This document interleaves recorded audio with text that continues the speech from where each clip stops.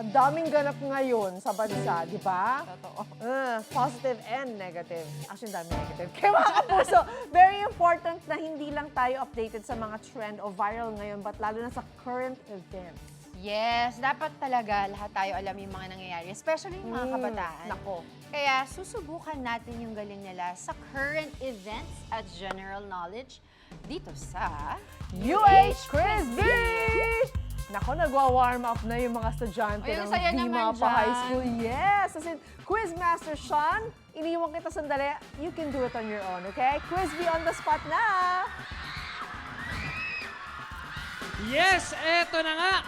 Nako, mamaya maglalaban na yung dalawang pambato ng grade 10 dito sa Vimapa High School dito sa Maynila. Pero bago yon, susubukan muna natin ang galing at talino ng mga classmates. Sila, ready na ba kayo? O, mga ready na sila. Kaya dito tayo, unahan na natin dito. Okay, sino pambato nyo dito? Sino pambato nyo dito? Pahinga yung isa. Pahinga yung isa. Pahinga yung isa. Wala. Ito na. Ito, tinuturukan nila. Anong pangalan mo? Joanna po. Okay, Joanna, ready ka na sa tanong mo. 500 pesos to kung tama, ha? Sige po. Okay, eto, makinig na mabuti. Ano ang ma sa Mimaropa? Mintoro! Ma, hindi mi. Marinduque ang sagot na hindi Mindoro. Okay lang. Malapit na. Okay, punta tayo sa next question natin. Tara. Sino dito? Ito ba? Okay, ikaw, tol. Anong pangalan mo? John Michael Gatos po. Okay, John, ready ka na? Apa, Okay, eto nito nang makinig ka na mabuti, ha? Ano ang 50% ng 1 million? 500,000 po. Ako, ang galing mo dyan. Dahil dyan mayroon kang 500 pesos. Good job. Tara, dito naman tayo. No, parang grabe yung tingin niya sa akin, no? Ikaw na yung pipiliin ko. Ano pangalan mo? Ayesha Timola po. Okay. Ayesha. Ano ba favorite subject mo, Ayesha? English. English. Well, saktong-sakto, walang kinalaman sa English yung tanong mo. Eto, ready ka na ba? Pwede naman. Pwede naman. Okay, eto, pwede na rin yung sagot mo mamaya. Eto, ano ang ibig sabihin ng FIVOX? Philippine Institution of Volcanology, Seismology. Tama ka na, wag mo nang ituloy. Tama na yung sagot mo na yun dahil dyan meron kang 500 pesos. Congratulations sa'yo, Ayesha. Okay, we have time for one more. Dito naman. Naku, walang tumitingin sa akin, ha? Ikaw, ayaw mo ba? Pwede ba? Okay. Ikaw, anong pangalan mo? Gabi po. Okay, Gabi. Anong grade 10 ka rin ba, Gabi? Opo.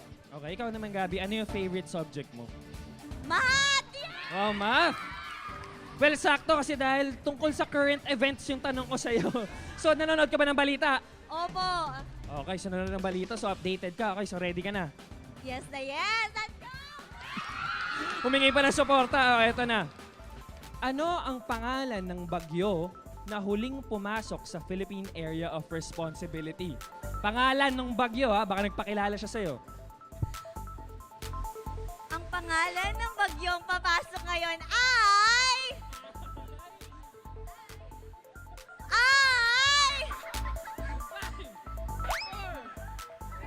Maura!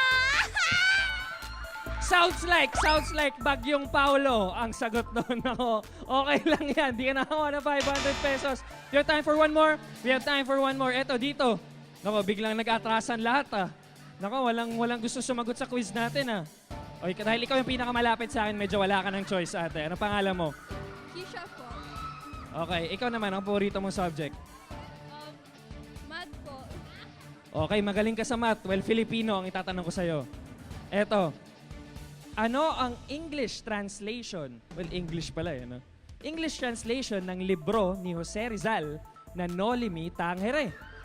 Touch me not. Touch Me Not is correct! Congratulations! Ako, sobrang confident niya. May buwelo pa siya dun eh, no?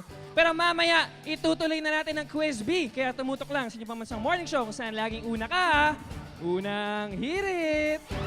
Mga kapuso, mahalagang updated tayong lahat sa mga nangyayari sa Pilipinas because ang dami nangyayari sa Pilipinas. Oo, yes, Ha? mula sa mga issue ng kalamidad Ah. at kahit yung mga general knowledge, importanteng alam natin yan. That is That's right. So kaya I hope nag-review kayo dahil eto na ang paboritong tanungan kung saan nakikisagot ang taong bayan. UH Quiz Bee! Mga estudyante ng V Mapa High School ang isasalang natin this morning. Quizmaster Sean, UH Quiz Bee na. Go, go, go! Galingan mo, Sean!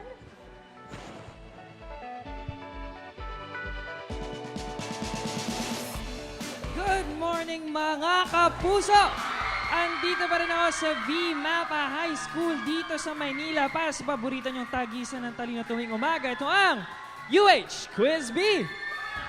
At ngayong umaga, ang grade 10 students nila dito ang sasalang. Kaya di ko napapatagalin pa. Ito na ang una nating contestant, si Janine Rose Aringo. Isa siyang consistent honor student at first placer din sa kanilang ginanap na individual and group quiz bee. Again, Janine Rose Aringo, mga kapuso. And all her other awards are on our LED screen. And syempre, hindi magpapatalo ang kanyang makakalaban si Jan Nazarene Egay. Siya is ang consistent winner ng kanilang research fair mula grade 7. Again, Jan Nazarene Egay. Ayan. Naku, ang daming fans ng contestants natin ngayong umaga. At syempre, tinulungan tayo na ito nag-formulate yung mga questions and also to verify their answers today. Makakasama natin ang isang Master Teacher 2 dito sa V Mapa High School, si Miss Claribel Kiamba. Where are you, Miss Claribel? Ayun. Naku, laging-lagi pag UH Quiz Bee, parang yung teachers may pinakamaraming fans. Pero bago tayo magsimula sa Quiz Bee natin today, recap lang tayo ng mechanics para sa mga contestants natin. Okay ba? Okay, paunahan lang tayo sa pagpindot ng buzzer pero pipindutin nyo lang yan pagkatapos kong basahin ng tanong at sinabi ko ang go signal. Clear ba yun? Okay, yung unang makakapindot, siya may sasagot sa tanong at kapag mali naman may chance to steal ang kalaban. Ang mananalo ngayong umaga ay mag-uwi ng 5,000 pesos. Pero walang uwing luhaan nga ilang first runner-up natin na may 3,000 pesos pa rin. Magsisimula tayo sa easy round with 10 points each habang mamaya na ang difficult round with 50 points each. Ready na ba kayo? Okay, kamay sa baba. Pwede kayo sumagot sa akin pag tinanong ko kayo. Okay, eto na. Here's our first question for the easy round. Saang probinsya matatagpuan ang bumigay na tulay na Pigatan Bridge? Go! Ulitin ko, saang probinsya matatagpuan ang bumigay na tulay na Pigatan Bridge? Baka nakita niyo to sa news ngayon. Do you have any guesses? I'll give you guys a couple of seconds. 5, 4. Go, press it, Janine. Did you press your buzzer? Zambales. Zambales is incorrect, Jan. Do you have any guesses? You have a chance to steal. 5. Cebu po, Cebu. Cebu is incorrect. The correct answer is Cagayan. Okay, that's our first answer. Janine, can you please check your buzzer? Can you just try and press it? Okay, it's working naman. Okay, let's go on to our second question. Okay? First question pa lang yun. May chance lang bumawi. Eto.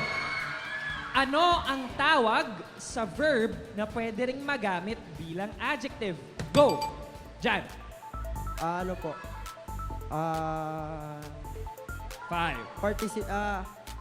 Participle po. Participle is correct, Jan. That's 10 points for Jan. Janine, pindutin mo nga ulit. Press it again. Ayan, press it hard, okay? Para lumabas yung ilaw para makita kung ikaw yung nakapindot ng una, okay? Eto. Here's your third question. Sino ang bagong na-appoint na ombudsman? Go! I think Janine got first there. Janine. Janine, what is your answer? Jesus Crispin, a.k.a. Boying Remulla. That is correct. Janine has 10 points. Let's go to our fourth question. Ano ang tawag sa biglaan at matinding pagyanig sa surface ng mundo dahil sa paggalaw ng outermost layer nito? Go! Jan. Earthquake po.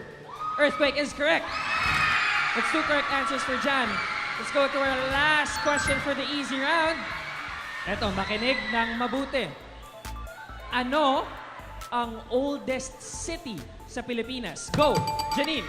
Cebu City. Cebu City is correct.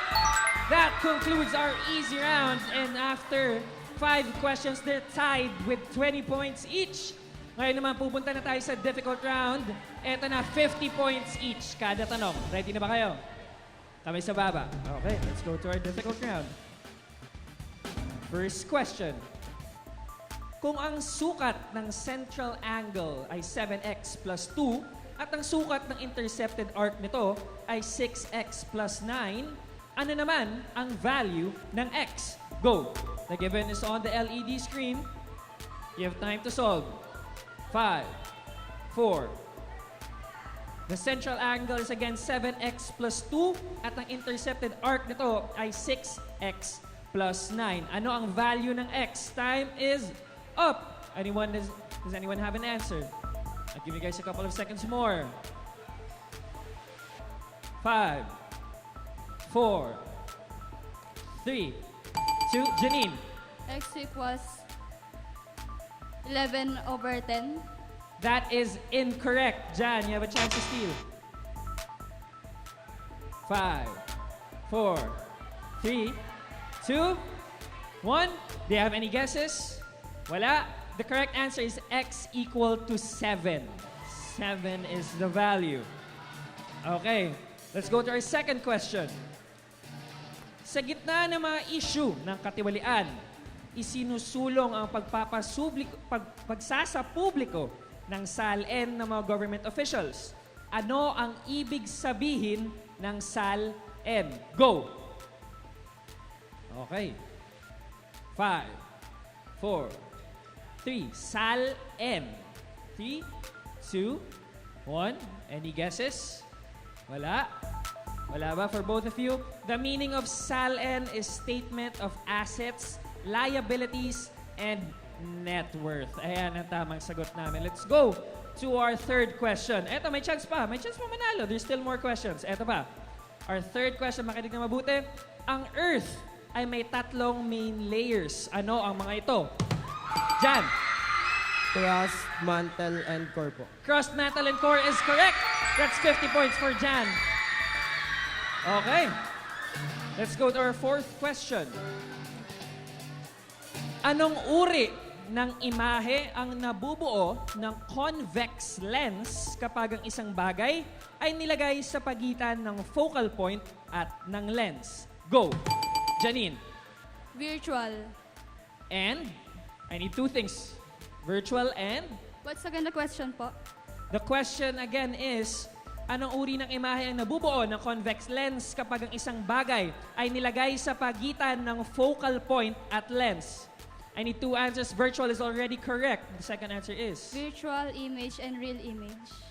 What again? Virtual image and real image. That is incorrect. Jan. Virtual image and erect. Erect po, upright. Upright is correct. Virtual and upright. That's 50 points for Jan. Eto, let's go to our final question sa difficult round. Quiet tayo, mga kapuso. Eto, ano ang 30% ng 13 billion? Go! Janine.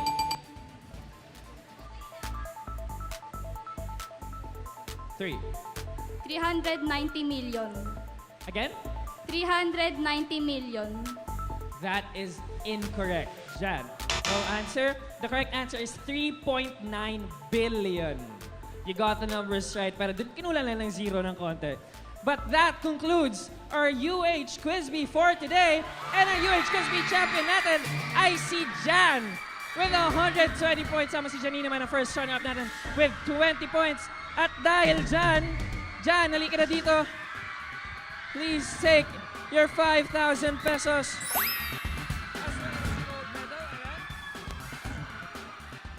Siyempre, Janine, halika rin dito. Siyempre. Hindi ka naman uuwi na walang premyo. Here's your 3,000 pesos, Janine. And here's your medal. Ayan, congratulations to you guys. Oh, good job, good job. Nako, parang mas excited pa yung mga classmates nyo kaysa sa inyo, eh, no? Kaya naman mga kapuso, for more mornings na puno ng kaalaman, tumutok lang sa Mamansang Morning Show kung saan laging una ka, unang hirit! Ikaw, hindi ka pa nakasubscribe sa GMA Public Affairs YouTube channel? Bakit? Mag-subscribe ka na, dali na, para laging una ka sa mga latest kwento at balita. I-follow mo na rin ang official social media pages ng Unang Hirit. Salamat, Kapuso.